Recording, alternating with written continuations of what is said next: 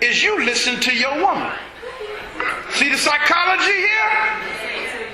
Because you listened to your wife, what happened?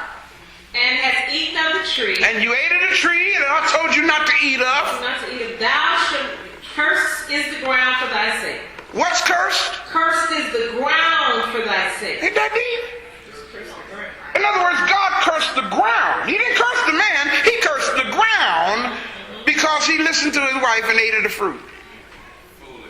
And because he cursed the ground, what does it go on to say? In sorrow shalt thou eat of it all of the days of thy life. Everybody say another unfulfilled curse. In other words, it said, because I've cursed the ground, you will eat in sorrow from the ground. I know some people who are eating real good and enjoying their red lobster. And they ain't sorrowful about it at all. Read on. Thorns also and thistles shall it bring. So in other words, before they ate of this fruit, roses didn't have thorns.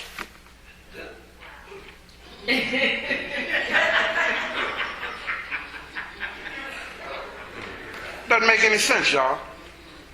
Thorns and thistles the earth shall bring forth now, because you ate of this fruit. Go ahead. And thou shalt eat the herb of the field. And you shall eat the herbs of the field.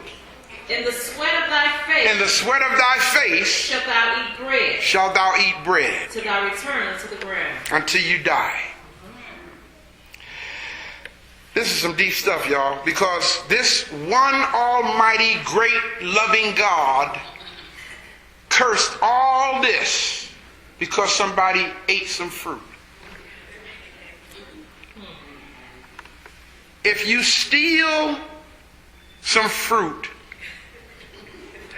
because you're hungry and eat it and get arrested because you stole some fruit, the judge might give you a $50 fine.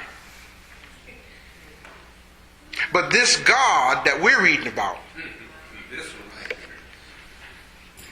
made childbearing horrible, put the woman in subjection to be ruled by the man,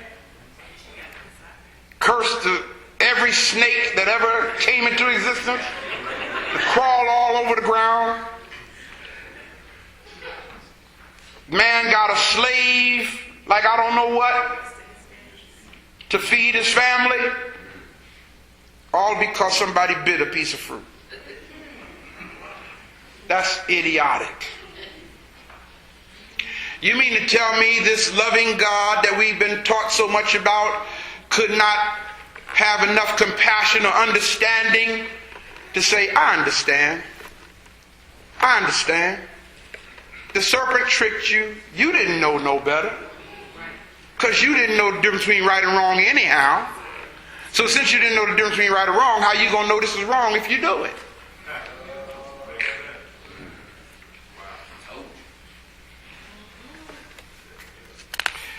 Let me close this. What's really deep is we are told that this fictitious man and woman, Adam and Eve, were made in the image and likeness of God. And then we're also told that God has no image. God has no likeness. So if God has no image and no likeness, then how are you going to be made in the image and likeness of God? No form or no parts. God doesn't have any legs. God doesn't have hands. God doesn't have a nose and a mouth. God doesn't have a head and eyes. So how are we made in the likeness of this man-made God? Unless we are gods. Maybe we're made in the likeness of ourselves. The fact is, instead of man being made in the image and likeness of God, the God, hear this, the God that man desires to worship has been made in his own image and likeness. Did y'all get that? The God that man wants to worship has been made in man's image. After all, who told us about God? Man. God didn't tell us about himself or herself. We learned about God from other people. Where do we get our concepts of God from? Everything that we think about the mind of God comes from the book they gave us that they said is the way God is. God is a jealous God. How many of you ever heard that? Who said God is a jealous God? Where you get that from? They told you that God is a jealous God.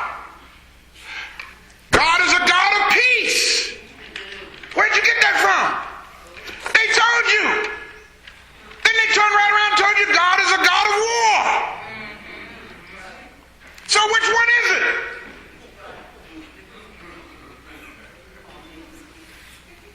Everything that's been fed to the human mind about what God is or is not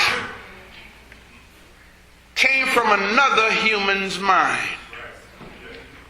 Y'all hearing this? And that's why we're messed up. That's exactly why we're messed up. People will tell you in a minute, God ain't gonna put up with that. Tell you right now, God ain't gonna put up with that. How you know? How do you know what God is or will not tolerate? How do you know? What you really want people to know is you ain't gonna put up with it.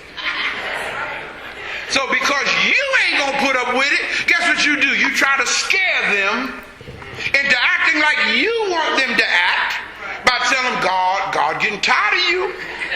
No, God ain't getting, come on y'all. God, look at somebody and say, God can't get tired.